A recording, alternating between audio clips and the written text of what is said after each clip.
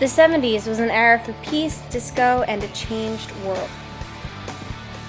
Saturday Night Live came alive in the 70s when people just wanted to sit and laugh on their late Saturday nights. With Chevy Chase and Gilda Radner, Jane Curtin, Garrett Morris, John Belushi, Lorraine Newman, and Dan Aykroyd, you couldn't go wrong.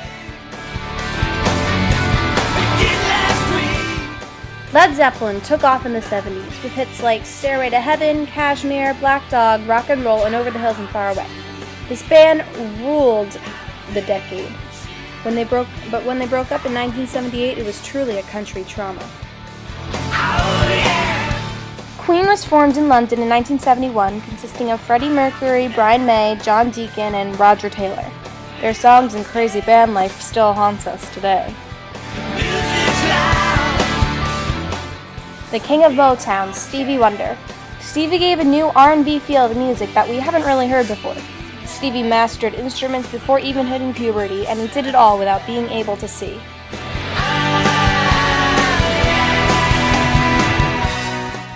The incident that occurred at 3 Mile Island on March 28, 1979, is remembered as the worst accident in the history of the United States nuclear power industry. At 4 a.m., the Unit 2 pressure valve was unable to close, causing contaminated water filled with radiation to drain out into the nearby buildings and causing the core to overheat. This incident greatly affected the public's opinion on nuclear power. This distrust led to the complete shutdown of Unit 1 and 2 reactors at 3 Mile Island and was the main reason for the United States' refusal to order a single new nuclear power plant since that time. Patty Hearst was kidnapped on February 4, 1974. Patty was seen in multiple tapes as becoming a robber after the kidnapping, but claims it was the drugs and mind control that Sink, her kidnapper, had forced upon her. Patty spent 22 months in prison, but was then let out by Jimmy Carter, who later gave her a full pardon. The Watergate scandal involving Richard Nixon was the most memorable thing about this decade, because it involved the wrongdoings of a person held at such high esteem.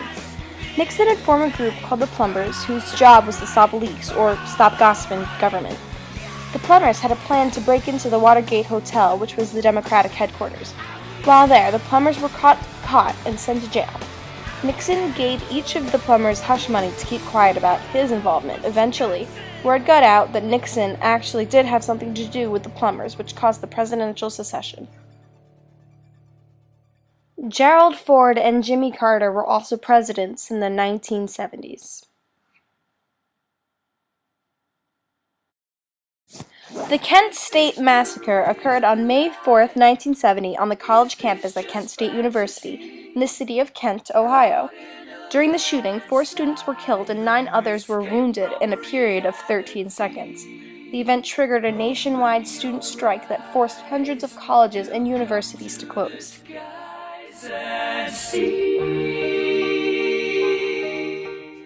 The Exorcist is the decade's greatest horror film brought to life in the 70s decade.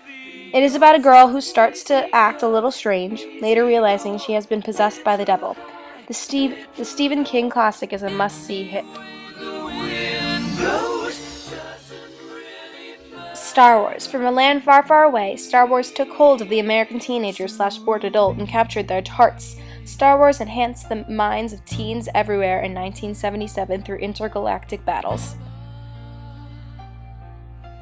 All in the Family, the greatest American TV show, depicts the nuclear family in the 70s at its finest, with characters like the bigot Archie Bunker and the naive Ethel Bunker.